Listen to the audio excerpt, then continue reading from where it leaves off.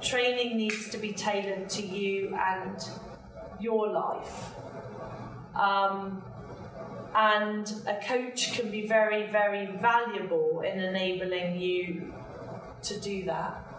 A coach can be very valuable in taking the weight off your shoulders.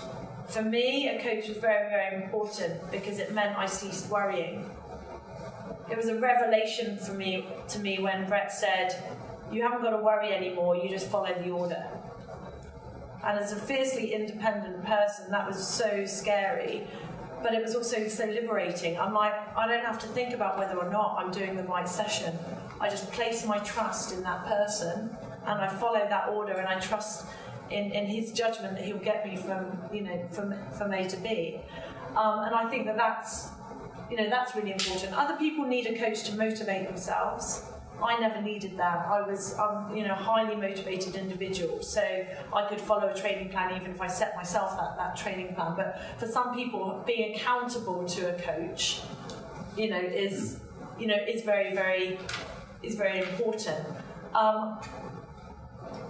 What is important is that the athlete empowers themselves. That even if you have a coach, empower yourself. Understand why you're doing what you're doing.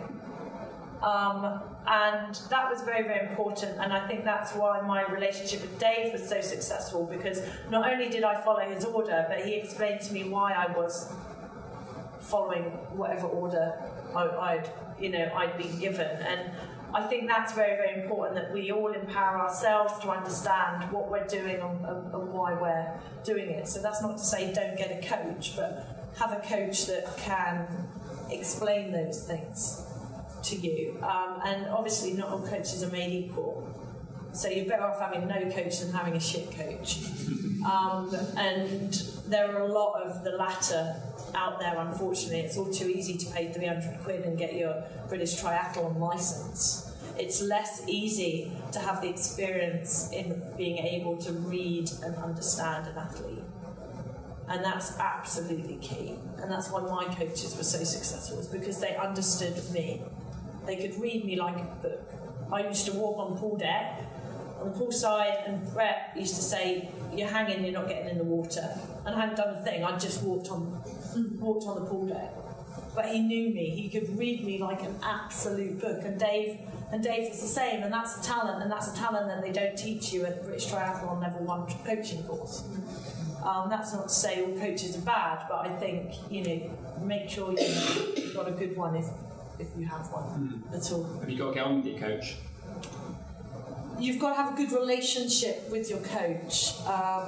My relationship with Brett was very challenging for me, especially at the start.